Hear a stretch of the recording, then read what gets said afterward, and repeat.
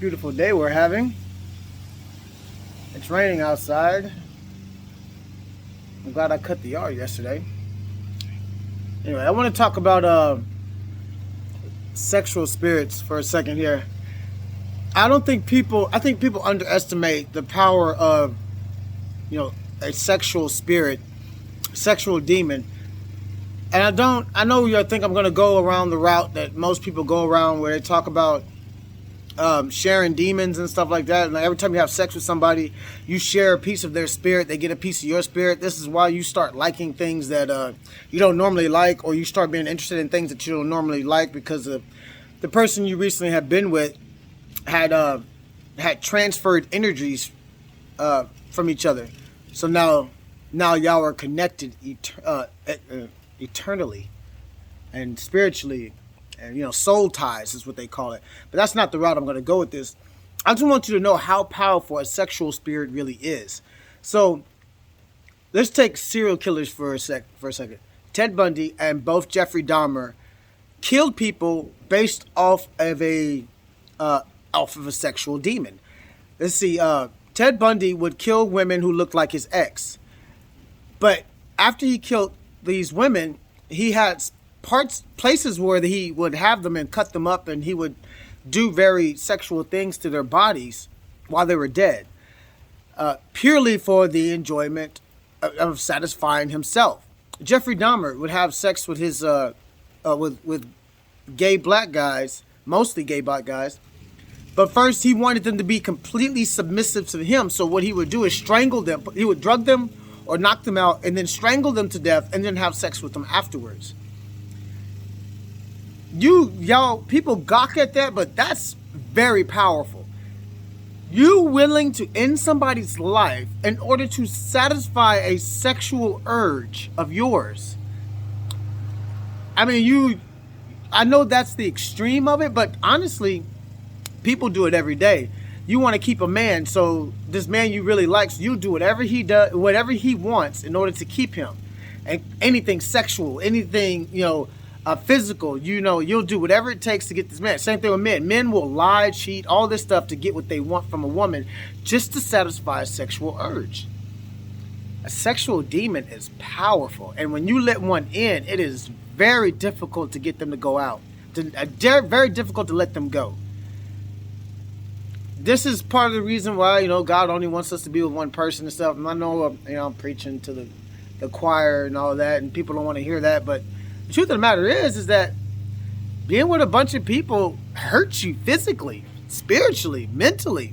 I mean, you create so many dang soul ties, and you wonder why you just don't give a F no more about people in general. This is where you lose your compassion. And I know I got 4 kids. I know some people want to throw that at me and stuff.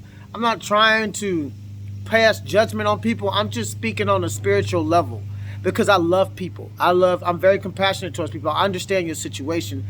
I want to understand your situation.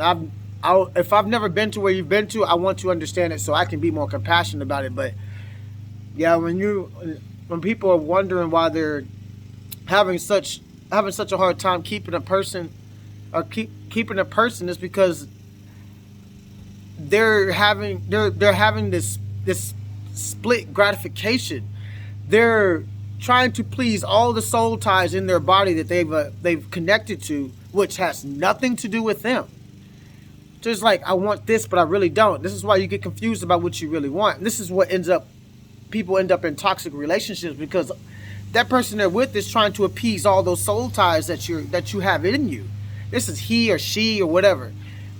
Those soul ties will battle other soul ties for your soul.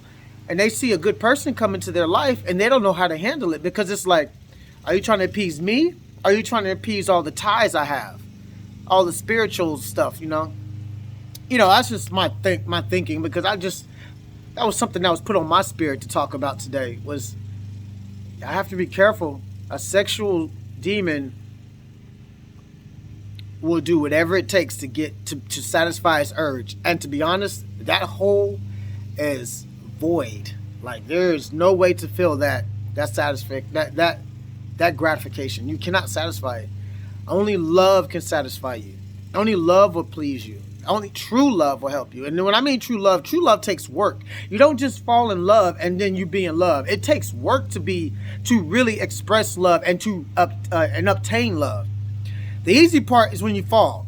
After that, maintaining it is the difficult part, because we're human beings. We're used to, especially this day and age, we're so used to things happening fast paced. I'm happy with this now. Oh, I'm not happy with it anymore. I need something new. To slow down and just enjoy life. I love pleasing my wife in any way possible. Anything she wants, anything she needs.